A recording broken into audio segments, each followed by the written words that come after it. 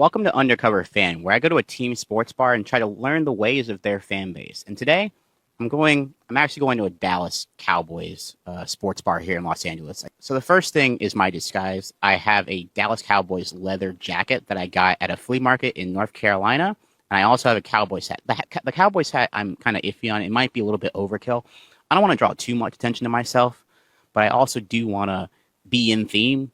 So, you know what? I'm just not going to do it.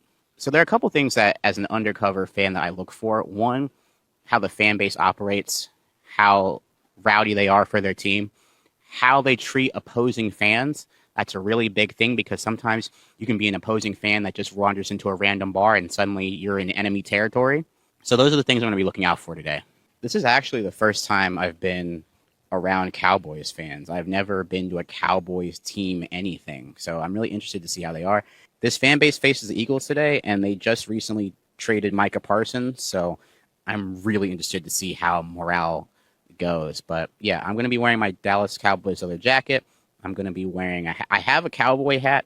I'm not trying to do that because I want to be as low-key as possible. I'm not trying to draw too much attention to myself as a not fan of the team, right? But I think me as a sports fan, I can stay low-key and learn the ways of the Dallas Cowboys fan base. So here we go. So I went to Q's Billiards because I heard that there was a Dallas Cowboys fan base that watched football games there collectively. And when I first got there, we were on the first floor. Now, the first floor is more like general fans. There were a lot of Cowboys fans. There were a lot of Eagles fans. And I was pleasantly surprised because even though it was packed, we had great service. But I was also surprised that the game was closer than I had thought. The game was closer than expected, and maybe it was because Jalen Carr just decided to not want to play football today. that was that part was wild. But then we got upstairs to where there was a Cowboys fan base contingency that was watching in like a separate room. They had a projector and they had really fun activities in terms of like they had like these raffles that happened every quarter. And even though I was wearing my Dallas Cowboys jacket, my friend wasn't. But still, it wasn't like he wasn't welcome. You know, sometimes they have places where if you're not wearing the team gear, they're going to look at you funny or whatnot. But no, it was a very welcoming environment and fan base. The one big thing that stood out to me over the rest of the time was when the Cowboys were driving and they had a chance to take the lead. And every single fan was glued to the TVs, multiple TVs, of course, obviously.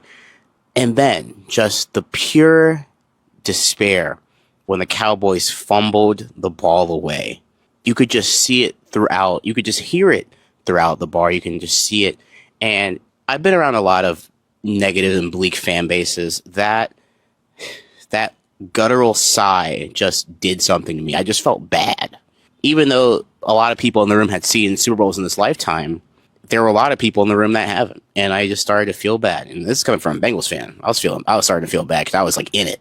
But overall, it was a great experience and so well run, like so well organized. Sometimes fan bases of certain teams aren't organized. It's just a group of people that show up. But no, this one seemed like it had a little bit of organization to it, and it felt very nice and welcoming. So in terms of my undercover fan score, I'm going to give the Q's Billiards Dallas Cowboy fan base a 9 out of 10. Where should I go next? Where will I be next? Who's to say?